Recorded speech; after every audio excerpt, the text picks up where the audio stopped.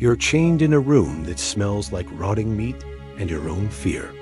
The guards watch you day and night, 5 of them, their eyes tracking every movement you make. You're 19 years old, and 4 days ago, you signed a piece of paper that was supposed to save your life.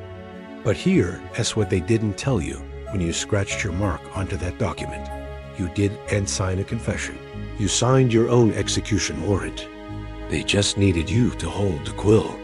Welcome to the most perfectly engineered judicial murder in medieval history, where the courtroom was the weapon, the law was the blade, and a teenage girl who couldn't read became the most dangerous person in France simply by refusing to die quietly. This is how Joan of Arc walked straight into a trap so elegant, so mathematically precise, that she never even saw the walls closing in until it was far too late. Let's get something straight from the beginning. Joan wasn't burned because she was a witch or a heretic, or because God abandoned her. She was burned because she made the English look like incompetent fools on a battlefield, and empires don't forgive that kind of humiliation. For over a century, the 100 Years' War had been grinding France into paste. English forces controlled the north, the south, the coasts. The French king sat uncrowned in a glorified farmhouse, watching his kingdom evaporate. Military strategists had given up. Nobles were cutting deals with the enemy. Parents told their children that French independence was a fairy tale told by idiots who didn't understand basic military reality. Then this illiterate peasant girl from a village so insignificant that even French nobles couldn't locate it on a map walks into the court and announces that God sent her to save France. Most people assumed she was delusional. What they didn't anticipate was that she'd actually do it.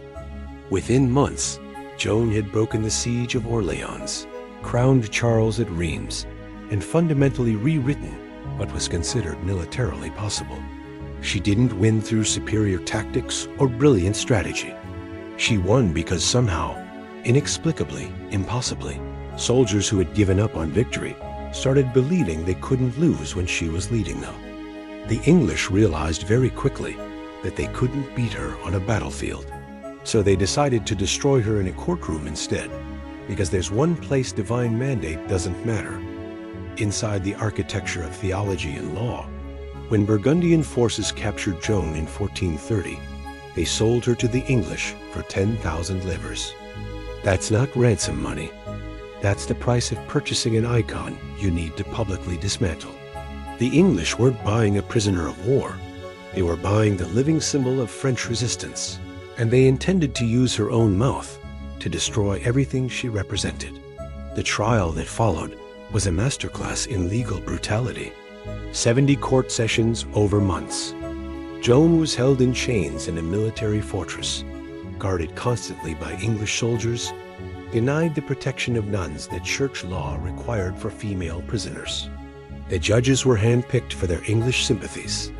The prosecutor was coordinating directly with English military command. Her supposed advocates were actually working against her. And yet somehow, this 19-year-old illiterate girl was winning. When they asked if she knew she was in God's grace, a theological trap designed so any answer condemns you, she delivered one of the most perfect responses in the history of language. If I am not, may God put me there, and if I am, may God keep me there. She was quoting scripture back at theologians who'd spent decades in universities. She was dismantling their arguments with the kind of clarity that made educated men look like incompetent children. They threatened her with torture, showed her the instruments, the rack and strappado designed to systematically dislocate joints while keeping victims conscious. She looked at them and said that even if they tore her limbs from her body and drove her soul out, she wouldn't tell them anything more. And if she did, she'd declare they forced her. She understood that coerced confessions were legally worthless. This peasant girl understood legal procedure better than the lawyers trying to destroy her. So they changed tactics. If they couldn't break her through theology or torture, they'd break her through exhaustion and fear. They'd make her so desperate to live that she'd sign anything. And then they'd use that signature to kill her anyway. That's the genius of what happened next. That's the trap. On May 24th, 1431, they dragged Joan to a public square where thousands had gathered to watch her burn. An executioner stood ready. The pyre was built. The wood was dry and seasoned for maximum heat. Bishop Pierre Cauchon, the man orchestrating her destruction, prepared to deliver his condemnation sermon. But first, they offered her a choice. Sign this document renouncing your visions. Admit your voices are demons. Agree to wear women's clothing and obey the church, and you'll live. You'll go to prison instead of the stake.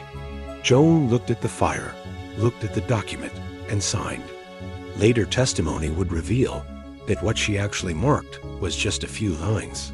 But what appeared in official records was a comprehensive confession that had been fabricated and expanded after the fact. But it didn't matter what the document said. The trap wasn't the text, it was the act of signing. Because here is what Joan didn't understand about inquisitorial law. If you re a heretic who confesses and repents, you can be spared execution. But if you're a relapsed heretic, if you go back to your heresies after confessing, you're automatically handed to secular authorities for execution with no second trial, no appeal, no mercy. The relapse itself is the death sentence. Joan thought she'd saved her life. What she'd actually done was given them the legal framework to murder her while making it look like she'd chosen death herself. They marched her back to the same military fortress, the same chains, the same 5 English guards watching her constantly. They made her wear the dress she'd been promised would save her, but that dress was actually a weapon they'd used to destroy her. For months, Joan had worn men's clothing as protection. She testified during trial that she tied the laces of her tunic and breeches with dozens of tight cords, binding them so tightly they couldn't be removed without destroying the fabric. It was armor against sexual assault in a room full of hostile men. Witnesses would later testify under oath that English lords had attempted to rape her in her cell, and those cords were the only thing that stopped it. Now she was in a dress, vulnerable, exposed, surrounded by soldiers who'd been taunting her for months. 4 days passed. 4 days of threats and mockery and promises of what would happen if she didn't cooperate. Then one night, the guards took her dress. They just took it. Left her with only the forbidden men's clothes in a sack. She had an impossible choice. Face the soldiers naked and defenseless, or put on the clothes that violated her confession. She chose safety. She chose to protect herself from rape, and that choice became legal evidence of relapsed heresy. On May 28th, the judges returned to her cell and found her in men's clothing. Joan explained exactly what happened, how the dress had been taken, how she couldn't defend herself, how she had no choice. But she also admitted something else. She said her voices had returned, that Saints Michael and Gabriel called her a traitor for signing the confession, that she never should have renounced them. That was it. That was the moment the trap slammed completely shut. By her own testimony, witnessed and recorded, she'd returned to wearing forbidden's clothing and admitted her voices had come back. Relapsed heresy. The verdict was immediate and unanimous. No deliberation necessary. She'd lasted exactly 4 days. The diabolical brilliance of what they'd done was that Joan thought she was being honest. She thought she was explaining her circumstances. She had no idea she was reading her own death sentence into the court record. They'd engineered a scenario where she had to choose between her safety and her survival, and they'd weaponized her human need for basic protection into proof of guilt. On May 30th, 1431, 800 English soldiers escorted her to the old market square. The pyre was ready, built tall with seasoned wood for maximum heat. They stripped her, dressed her in a white smock, put a paper hat on her head reading heretic, relapsed, apostate, idolater. She asked for a crucifix, and a friar gave her one made of sticks and string. Just 2 pieces of wood, but it was Christ, and it was enough. They chained her tightly to the stake so she couldn't fall or escape. could only stand there and burn. The executioner lit the fire, and witnesses reported she didn't scream or curse.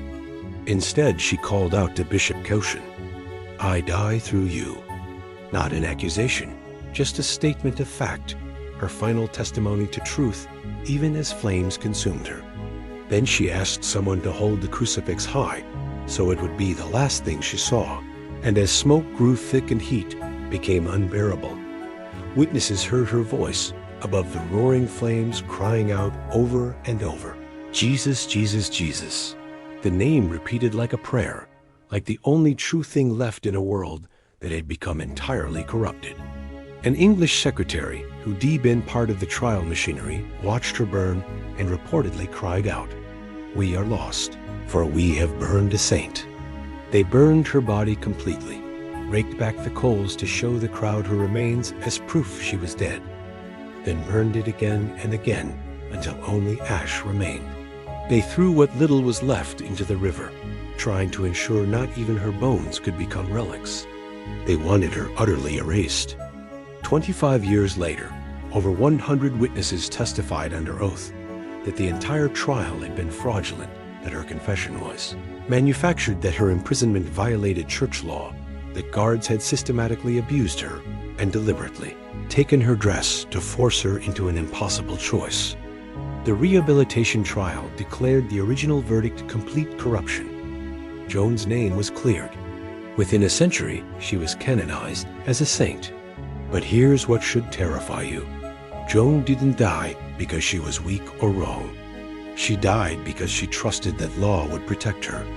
She died because she signed a document thinking it would save her life. And the document was the trap. The system that killed her wasn't chaotic or incompetent. It was perfectly efficient with multiple fail-safes. It weaponized her fear, her honesty, her need for safety, turned being human into evidence of heresy. That's the architecture that still exists today.